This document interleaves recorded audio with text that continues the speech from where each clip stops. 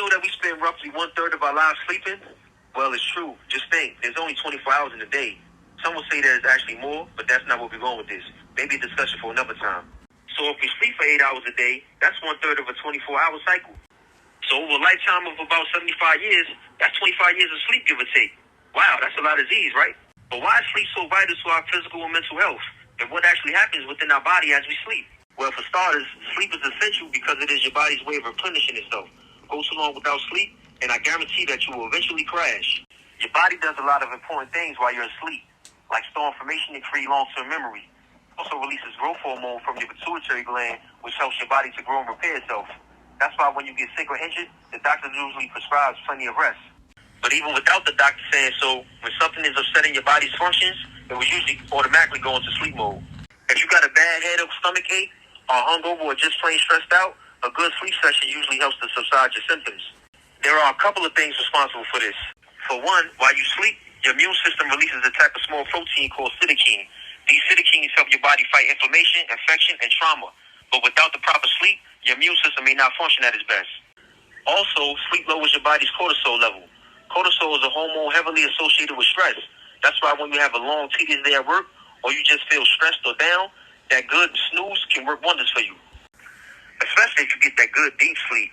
See, because not all sleep is that good nourishing sleep. I'm talking about that comatose, slobbing on the pillow sleep. That's that stage 3 or 4 sleep. That's the time of peak growth hormone release, which is essential for cell reproduction and repair. There's 5 stages of sleep altogether. Stage 1 is when you may be drowsy, your eyelids are heavy, and you might nod off every now and then, but you can still be easily awakened, and your brain is still quite active. A few minutes into that, your brain activity slows, and you descend into a light sleep. Your eyes stop moving, but you can still be easily awakened. That's typical for stage 2. But as you enter into stage 3, your brain goes into moderate sleep mode, and as you progress through this stage, you get more into a deeper sleep and become much more difficult to wake up.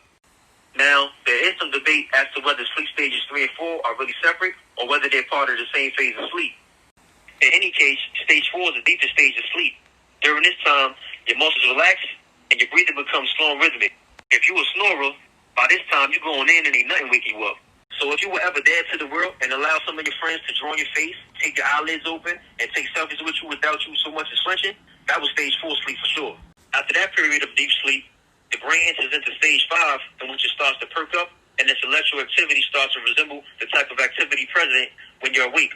This is the period in which most dreams happen. This stage of sleep is referred to as rapid eye movement or REM sleep.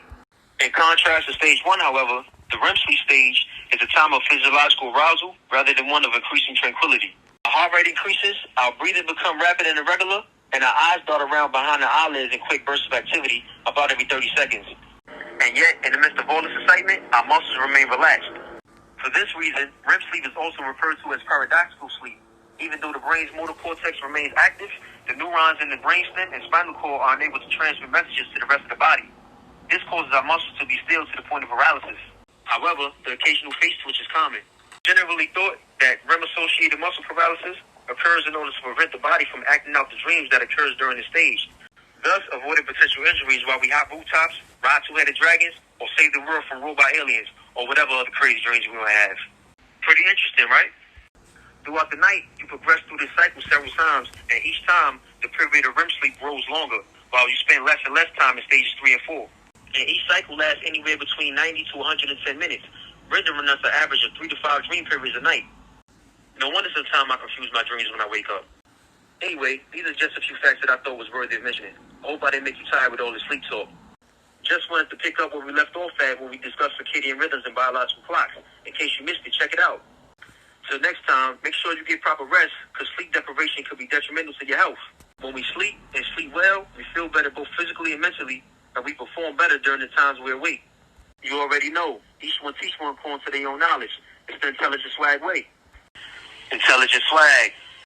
If you like this or any of our other videos, like, comment, and click to subscribe now for all the latest and upcoming content from Intelligent Swag. Also, follow me on my other social media platforms.